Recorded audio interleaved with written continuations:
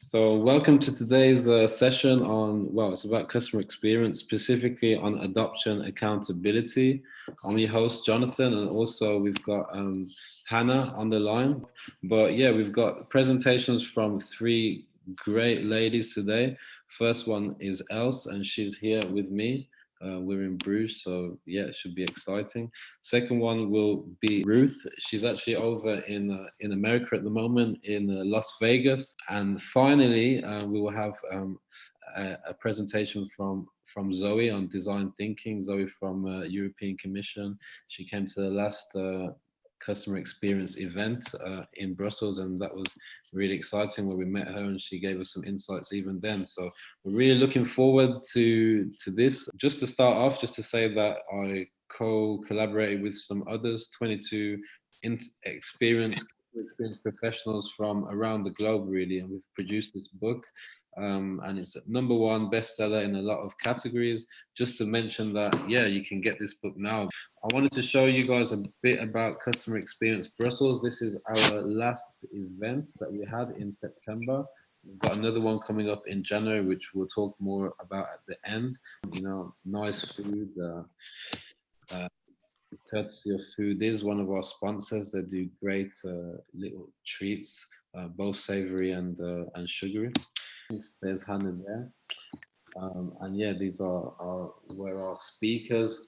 We've got William here. William Mulhern was the first CCXP certified customer experience professional in Belgium. So we're really very proud to welcome him. He did a great speech on customer journey mapping.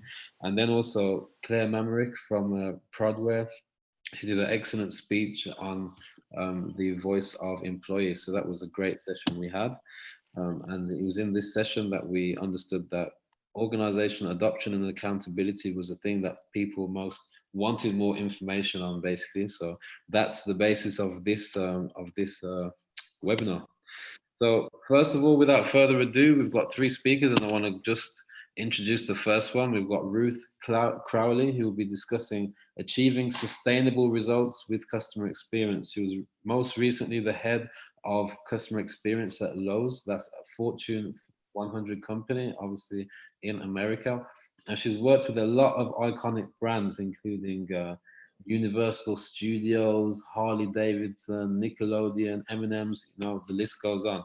And she'll tell you that she's a continuing student, so life learning never stops for her. So I have a slide. The first slide is just creating customer experiences. And I think that on behalf of the group, one of the things we tell you is that the most important thing is to have the customer at the center of everything you do. Sometimes you have to help the organization understand that the customer experience is about the customer as opposed to validation of some idea in the organization.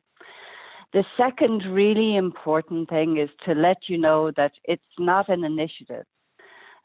This is a journey that continues over time, and it'll be very important that you begin to garner support, engage people in the organization, and work to ensure that people are involved.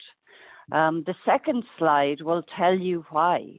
And the second slide gives an idea for you on what happens in 60 seconds of a digital/online day. The customer is basically inundated with information. And one of the challenges we have, no matter what our business is how do we become relevant? How do we earn space in the customer's mindset in order to be part of their day? And so it begins with the people. I would urge you, and I know that Zoe and Els are going to continue to do that, it has to be an integral part of the overall. And so ideally, for the organization, there has to be some executive buy-in. For me, we leveraged human-centered design methodology and design thinking, helping to ensure a disciplined and very fact-based problem-solving process to identify opportunities. I would have to tell you that the engagement of the associates is very, very important. I always like to say that collaboration is multiplication. The next slide that Jonathan will show you will kind of tell you how some of this makes us feel. I mean, some days it's difficult because of the fact that the journey is continuous. What I'd urge you to do, and I know that my co-presenters will raise this, is that you start with small steps. And so what you want to do is work to ensure that you can bring people on board slowly, maybe through journey mapping, identify what is it that you want to solve, and then take small steps towards solving the key initiatives. As you build, you will gain wins, you'll gain traction, and you'll expand the effort exponentially in order to ensure that people get involved. The important thing was to help people understand why are we doing this. And with small steps, customer point of view, outside in, say, here's what we want to achieve and here's why this is important. I will give a shameless plug that if Jonathan mentioned the book, it's called Customer Experience, and there's a lot of really good fact-based information in here based on collectively hundreds of years in the business. I would urge you to start with data and analytics.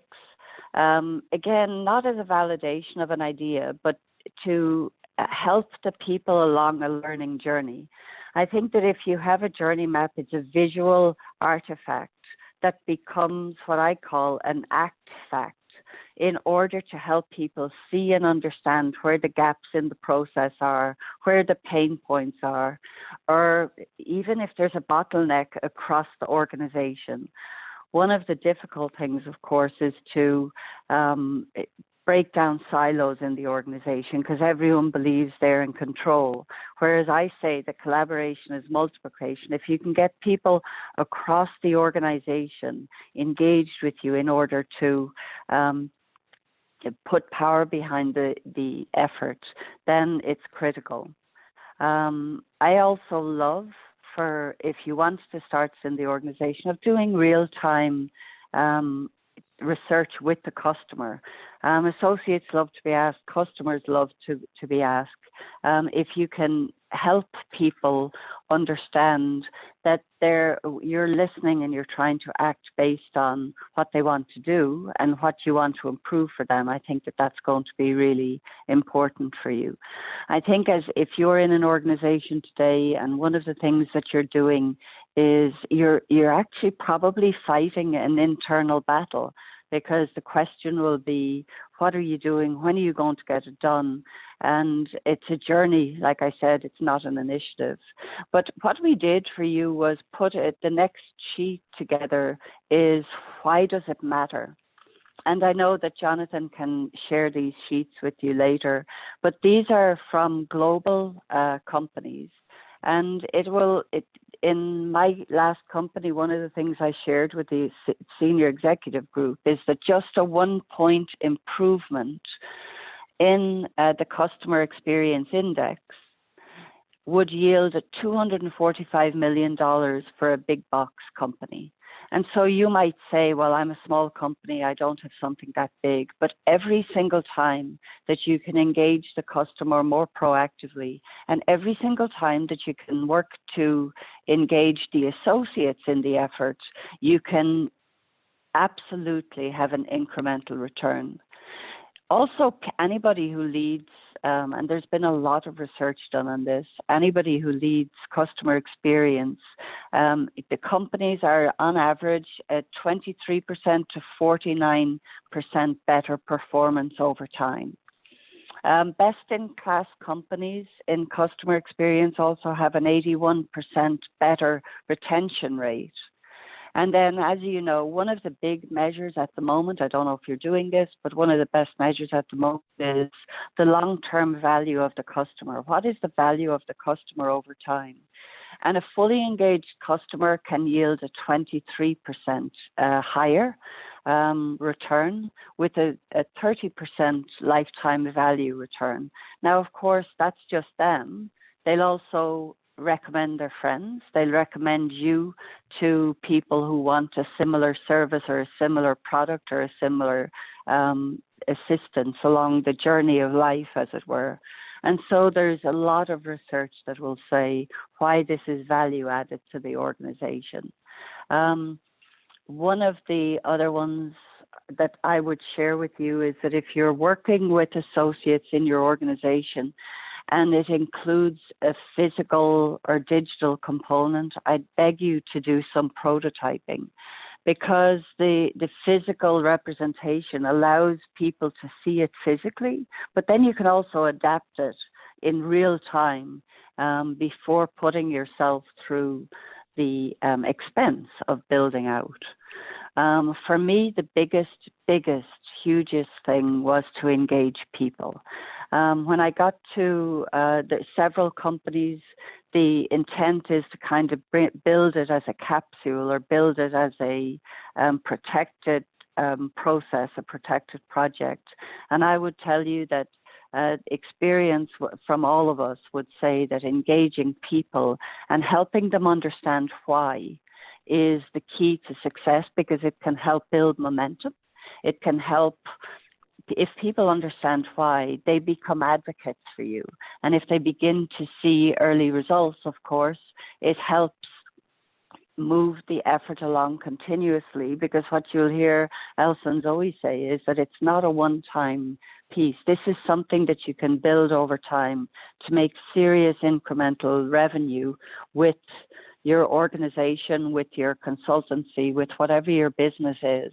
And so engaging the people in the process for me is probably one of the key things that we would ask you to do.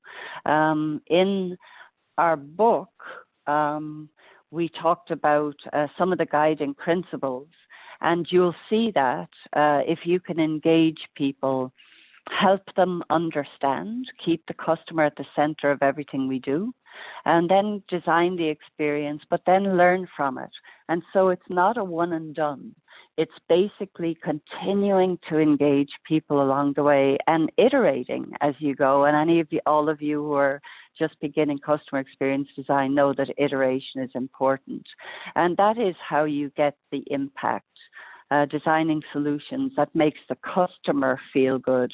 It also makes the associates feel good, because now they believe they're definitely part of something bigger.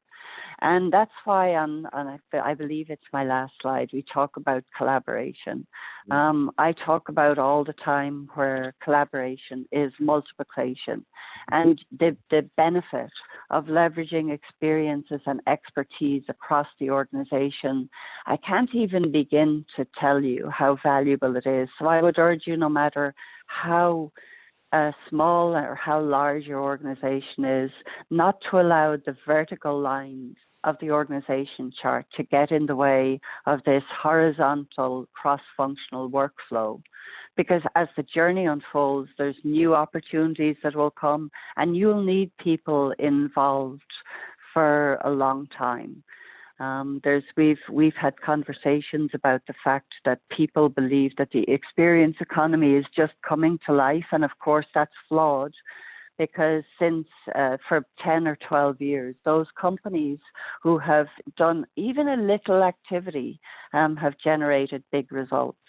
And so hopefully this, and although this is a lot of information packed into an hour, like we said, you can get additional information. We're leaving information and time for questions and answers. But I would like to hand it off to my co-presenters, because our hope is that we'll build this. My last point to you would be that the last piece of adoption in the organization, what you need to get it started is, if you have people engaged, continuation is just as important as the activation.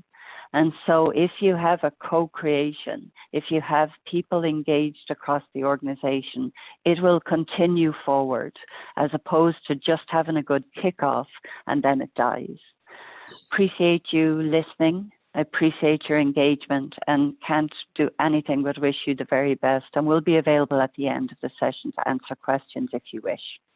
Oh, Ruth, thank you very much. Continuation is just as important as activation. That was a great quote, can we call it? Exactly. Thank you for that, Ruth. Guys, so I just want to present to you guys Els Dhaeze. She is a customer experience architect at Pitopia. Pitopia, yeah. Pitopia. She's author of, okay, I can't pronounce this. Uit liefde voor de klant. Out of love for the customer. I love it. And we've got the book here. It's in Dutch. It's not in English, but yeah. So if there's any Dutch speakers here, make sure you go and grab this book. And yes, she's an experienced speaker and trainer in customer experience, down to earth but spicy, as she likes to put it. Mm-hmm. Yep. So Els, over to you. Okay, thank you. Now, thanks, Ruth, for your great start. And as you say, continuation, activation, it's all important. Now, I just want to leave another quote. And we all know that if we talk about sustainable adoption, it's all about CX culture. And I guess you all know the quote, CX culture CX strategy eats culture for breakfast. So that means if you want to implement your CX strategy that you worked out probably with your management, etc., you need to live it, you need to feel it, you need to hear it all over the place in your company. Now, I've done a lot of projects for a lot of companies, and I've seen, in fact, good cases and less good cases. And I want to push you the other quote saying, CX culture eats strategy for breakfast. Now, that you really should start thinking about. What I've seen a lot is that the activation of a CX program starts really well. It's from bottom up, everybody is conscious, everybody learns about, everybody understands the why. But going along, there's quite some things that makes that people are not sticking to it, that people do not keep it all the way, the CX mindset, the CX attitude. And the question is why? So what I've seen, and I really believe this, if you look at this picture and you see these are the employees, these are your colleagues, I do not believe that they do not want to work for customers. I'm sure every employee loves customers, they want to work for customers, and they love more working for customers than for a boss or for you as a colleague. So what are the barriers that they don't keep on showing the expected CX customer mindset and attitude? Well, I want to share a real example that I lived in one of my customers as a consultant, and I hope you will recognize this.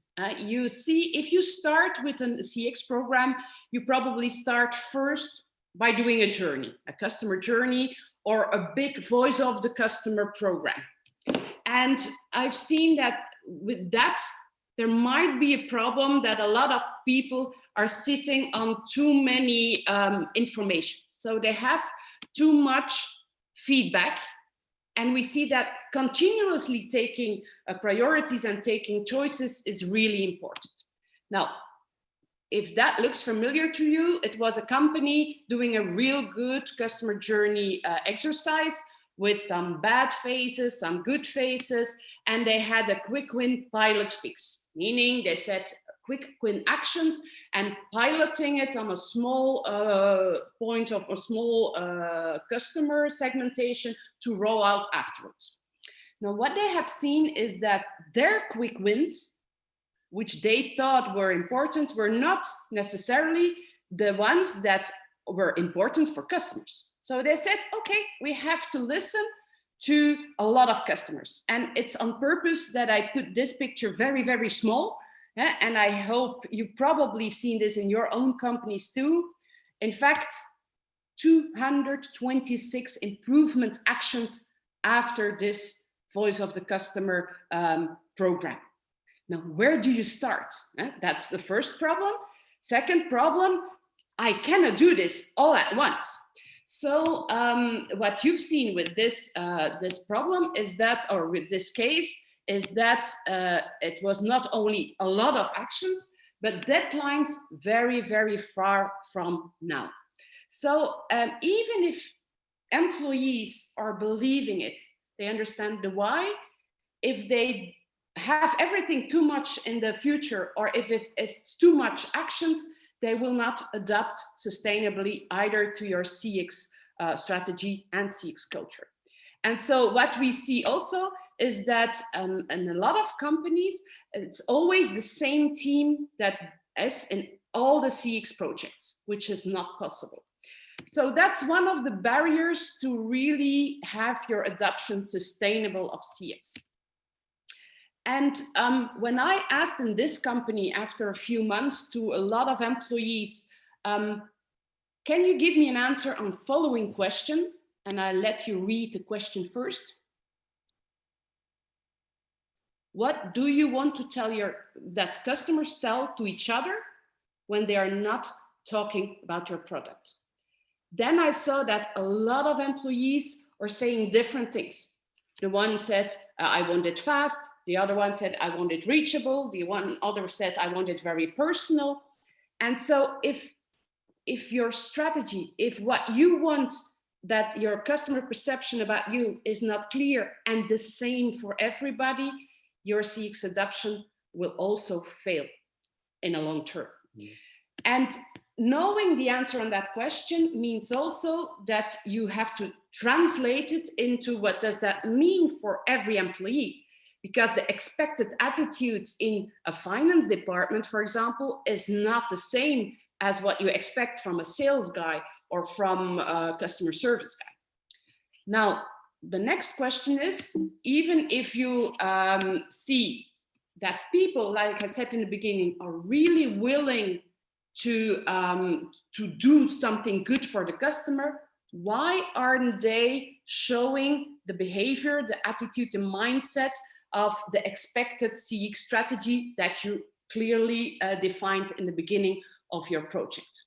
And I want to take you with my conclusions out of a lot of projects. And you probably all know the service pyramid, that in different customer segmentation, you offer different services. And when I observe, first of all, the left side column of this slide, you need all yourself to fill it out. It's different in every company. What you offer as a core value and how you want your employees to behave according to that. Or if you're already in a comfort level and you want to make your employees behave differently, you have to write that down for your own organization. But what I see is that the barriers for not showing expected attitude, in fact, are the same in every organization. And let's quickly go over it. If you just go to your core competence, core values, we see that the main barrier is lacking clear KPIs or simple processes. That's logic. If your processes are chaotic, if you do not, if employees are not knowing what is first and what comes afterwards, if they are not knowing what you expect from them, your core fundamentals will not be offered rightly to your customer. But what happens if you go the level up? So complaint management, don't take it literally. It's not only complaints, it's reacting reactively to all feedback from your customers. And there we see if you want your employees, your colleagues to do that right, what is the barrier for them not doing that right? It's you as an organization not really having clear customer expectation management or clear customer promises. Because if everything what a customer asks or does is good, it's very difficult for an employee to judge, am I doing right, am I doing good? And it's very possible that every employee will just interpret things themselves. You know the quote, serve your customers as you want to be served yourself. Well, I do not like that quote. Of course, if you're a single person organization, that's fine. But if you're an organization with 1,000 or 2,000 people, it's very complicated to get one customer vision that is felt by the customers. So you need to have clear promises, the same for every employee, that they can really judge what they do good and what they do bad. Now, if you go up a next level on effort management, we see that the biggest barrier for not showing good attitude versus effort management towards your customers is too many different systems. Effort management means you make it easy for your customer. Now, imagine you're a person in a customer service and you have an IT software for your planning, you have an IT software for your CRM, sales and marketing, you have maybe another IT software for your own mailing system. How can you make it easy to your customer if you have to deal with 3 systems which are not communicating to each other? That's how we see that if once you're at the level of effort management, systems are not the right systems or not well communicating systems are the biggest barrier for good employee attitude. Then the next level, comfort management, that's how proactively your employees are really going into relationship with your customers, co-creation, individual services. Now, what do you think that is the biggest barrier there? I let you show. That is management who changes strategy or focus all the time. Imagine you have a strategy this year, and next year your management is focusing on something totally different. However, can you really build a co-creation relationship that needs to change all the time? So we see that there, the barrier is really this. No, and the final one, if you are at the top level of wow experience management, and by the way, you're not obliged to be there. That's your own choice. But if you want to be there, then we see that the biggest barrier, if all your systems are right, if all your KPIs are very clear, if all your promises are very clear, if your strategy is fixed and sticked over time, what is the barrier? Oh, my pointer is not doing what I want him to do. It's lacking leading by example.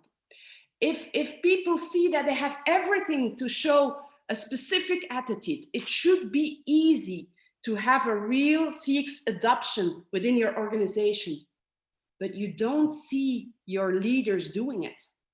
You even see them doing something differently, then you probably will not show that attitude yourself.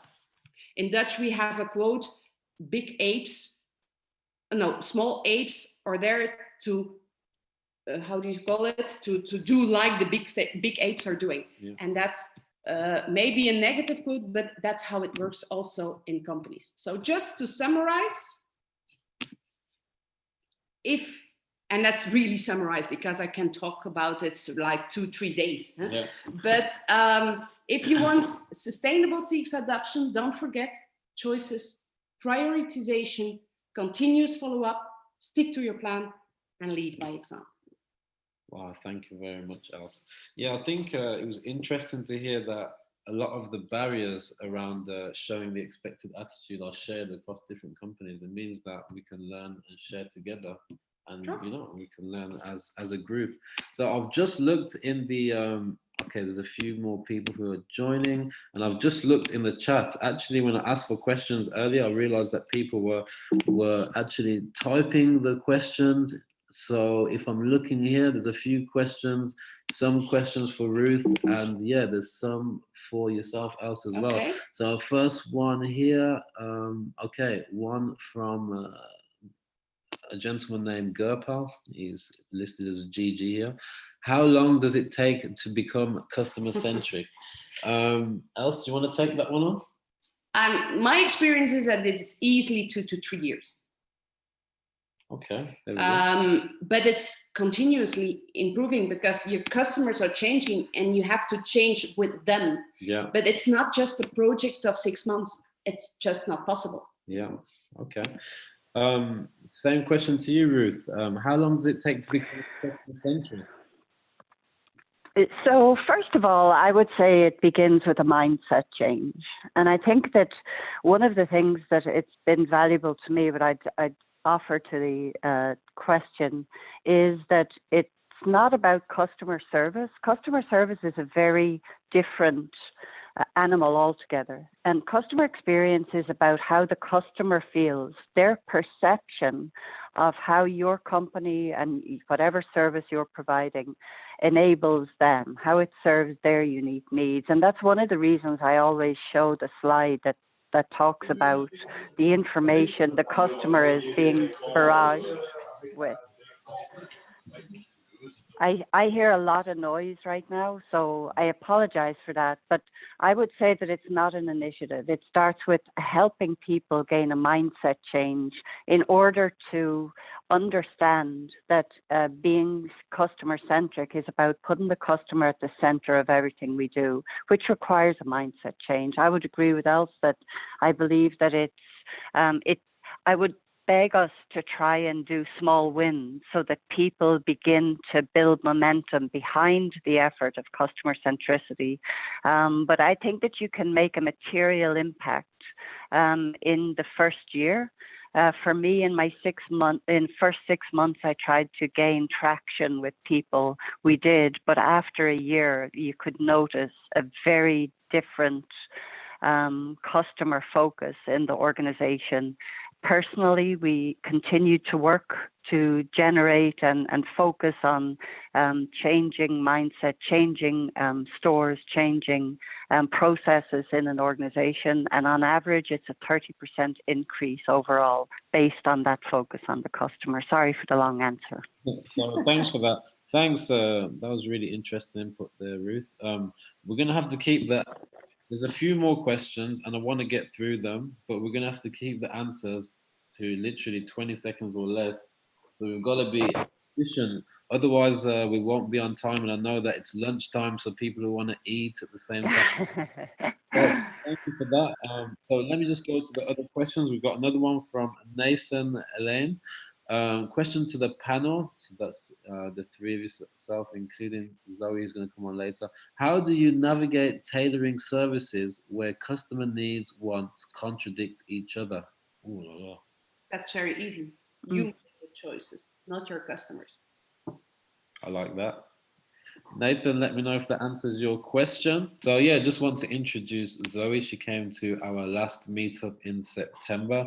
She's a digital communicator specializing in user experience and experience strategy at the European Commission. She's a UX consultant, researcher, and coach. She takes a lot of her inspiration from design thinking concepts and techniques. And for her, customer centricity is always her biggest priority. Thank you, guys. So at first, let's give an introduction to the service design thinking, which is a mindset that drives teams into fast and cheap prototyping in order to make sure iteratively that the service will have the desirable impact to customers and make stakeholders happy as team workers. Moreover, with its methods and tools, it fosters common understanding and breaks silos amongst stakeholders. And the result, of course, of the service design thinking is a seamless customer experience and innovation. So in this presentation, I will introduce you to the principles of service design thinking by using an example, the tools that you can use to apply service design, and I will showcase an example of the service blueprint, probably you all heard of. Finally, I will point out the benefits of the service design thinking. So let's go to a figure here. You can see a figure of how we visualize the life cycle of a desire. So let's say that there is a desire for ice cream. So how service design thinking could leverage the customer's expectations in that way? So you need to approach the customer's desire as user-centered. So services should be experienced through the customer's eyes first. It should be holistic, The entire ecosystem of the service should be considered. Consider, for example, the fact that if you are in a hot, warm weather, the ice cream will melt. And third is co-creative. All stakeholders should be included in the service design process. That means that everyone is working together to understand the needs and the needs of an ice cream. I don't know, the taste or what they prefer most. Then it is, of course, evidencing. Intangible services should be visualized in terms of physical artifacts. So every team can understand exactly what is happening in this life cycle of this desire. And last is actually the sequencing. The service that you envision should be visualized as a sequence of interrelated actions. So you can visualize your customer of how he goes through this experience of reaching his goal. Never forget, we go to the next slide. Never forget the marketing people. They will help you understand the value and the nature of relations between people and things, between people and organizations, and between organizations of different kinds. They're here for years, for ages in the companies, so they know already the background of the market. And all those need to be central to design and services, of course. So connect with people and create value, thanks to the marketing. How the service design thinking actually works.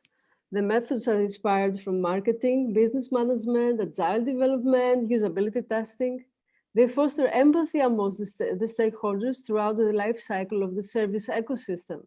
So with these tools, you can make people happy by meeting each other for the first time in a workshop. Because, for example, in the European Commission, we have situations that stakeholders are meeting for the first time in collaborative workshops that we organize.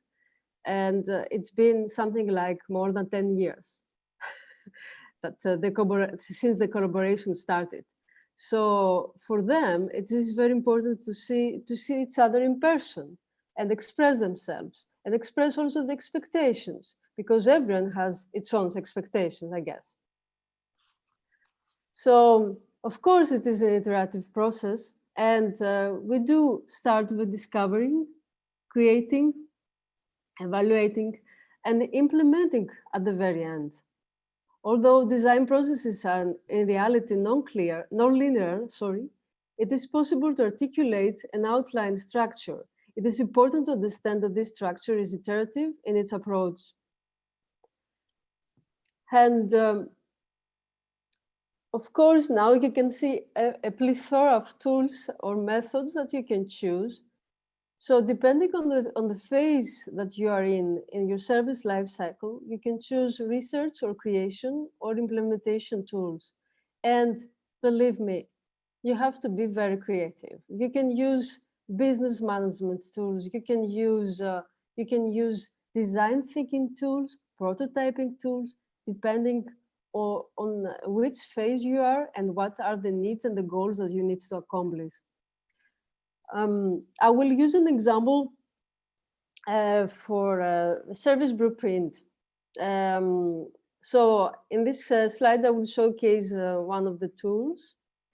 The service blueprint is recommended to be tackled from the very beginning of the need of when the idea is coming up on the table from I don't know, from user needs, from customer needs, I mean, or from your boss. So in this case, the service is a website. As you can see in this blueprint, we include the customer journey because it is interrelated. The front stage and the backstage actions are also included. So it is useful for the company to discuss its stages. And what I mean to discuss is collaborate, do workshops all together with the stakeholders that you find that they are the key actors in making decisions for this service. They need to discuss in every phase. So imagine that this blueprint, it is a living document that can be improved after each phase. So by prototyping and giving it a try and iterating, then you find out which parts you can improve best and which ones you can just leave them as they are. So that's it for the blueprint. And then I will refer to the benefits when you do service design thinking. It saves you time and money. It is a holistic and outside-in approach, and it complements the customer experience strategy, the vision, fast and slow thinking, emotion, distinctiveness, and change, and hopefully innovation. Thank you so much. Wow, thank you. That was an excellent and very interesting speech. I don't know if everyone can hear me. Let's just quickly go to the questions, but thank you very much for that. From Anna Luisa, but to be honest, Anna Luisa, maybe it would be better if you just spoke and really just asked your question. So what I'll do is I'll unmute you. And, if you can hear us now, maybe you can ask the question. Yeah, I just want to make sure that you guys have been having problems with my sound. Can you hear me well? I hear you perfectly. Okay, so it wasn't a question. It was when Elsa, you were talking about how, in fact, you come up after doing your voice of a customer, you have all the verbatims and all the comments, and you have a list of 260 something initiatives, and prioritization, you cannot, of course, do all 267. So my question was, is it prioritization something you use? And I just threw in thinking, you pick the two most painful that you see are the commonalities in the detractors and focus on those. Well, perhaps use one little low-hanging, easy to do in the passive so that you might make them become promoters, and then just do something nice for everybody. I don't know, this is just my back of the envelope thinking, but is there a prioritization framework? Key, but be careful, it's not always the biggest gap between your as is and where you want to be that you should prioritize first. It might well be that you say, we want to be the best as an organization in some customer promise, which is not too bad today, but which is not yet better than the others. And we prioritize first. Okay. What I would do is, like you mentioned, always to in your priorities, put a little quick win that it's felt immediately by the customers, because if the customers then give you better satisfaction score or better feedback, it's again motivating for the employees, and they need that engagement to continue all the way along. Yeah. Your prioritization, and that's what I meant by the first quote, is more linked to the choices and the strategy you make than only to what customers are saying. Okay.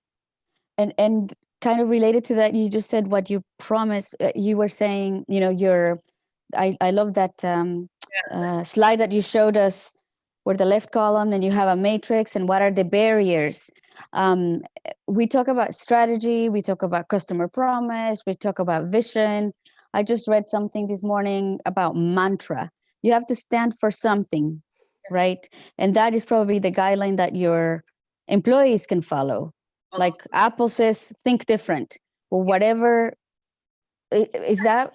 Yeah, that's it. Although Apple is a little bit very brand inside, but if you look at just normal organizations, if I would say so, your vision and how you want to be perceived by your customer comes first as a decision, and then you translate that in your mantra for your employees.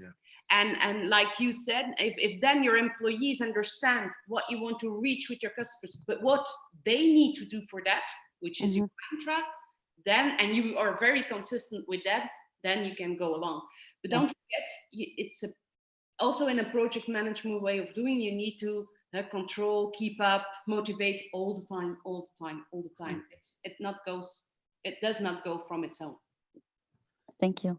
Thank you for that. And thank you, Anna, for the question. We've got a question from someone called SQ. I believe that is, his name is Saad Qureshi. Hi guys, what challenges and opportunities do you see with improving technology? And then say, particularly when looking at the CX-centric framework. So I guess that's for you. Directed at me. Well, I think, well, in terms of technology, where we stand now is that, yeah, we have a lot more information regarding our customers, regarding our partners, regarding stakeholders in general. And it's really about collecting all the information and really distilling it and getting insights so that we can make better decisions for our customers. And that's one of the key concepts of CX-centric. So that's a framework that you can use in order to manage your customer experience transformations, but also to really govern your business, to really put the customer at the center of what you do. Yes. Jonathan, can I add to your point on the digital question? I think it's a really, really good question because people tend to look at digital and physical separately. Yeah. And for the customer, it's all one experience. And that was, to be honest, one of the barriers in a couple of the places that I've worked, is that how do you make it one experience for the organization? I used to say that you bridge the chasm between digital minds and analog hearts. Yeah. And so I would beg us to consider it as one experience, and then how do you simplify it so that there's little friction so the customer can get about the day. Agreed. Thank you for that, Ruth. Yeah, totally missed that. I mean, one thing when I first got into customer experience, that was probably the most revealing for me, was the complete product experience, and the fact that technology is just one part of it, you know. So thank you for that, Ruth, and thank you for those questions. Has anyone got any more questions? If you do, feel free to quickly ping us in the chat. If not, at the same time, I will just mention that, yeah, we have our next face-to-face networking event as part of Customer Experience Brussels. We have two speakers. We have Sue Neighbors Moore. She's more into customer success. She's from Paris. She runs a lot of big events there. And she'll be coming down to bridge the gap between customer experience and customer success. Second guy we have is a giant in the industry, Naeem Arith. He's from the UK, just outside of Birmingham. And yeah, he's written a book on customer experience, a really revealing book, interesting. And also he's got a lot of experience. He owns and directs retail stores up and down the UK. And he's got 20 years experience in organizational change. So he's going to be a great speaker. We still have space for another speaker. So yeah, we're always open for anyone else. And also we are sorting out the venue. So if you're in Brussels and you have a lovely, pretty venue that we can use, please let us know, get in contact with us. I think that's the end of it. I don't know if anyone has any more questions or comments. Just want to say thank you very much for attending. And yeah, this video will be on YouTube anyway, so you can share it with your friends. And yeah, we'll keep you guys updated. Yeah, via email and via the YouTube channel. This customer experience book is out now. It's got the best thinking from 22 professionals from across the world, basically. And it's a really interesting book. I've got it in my car here, and yeah, it's available on Amazon. On the Kindle store. Yeah, and on all normal online bookstores. Okay, thank you very much, guys. Appreciate your efforts. Bye.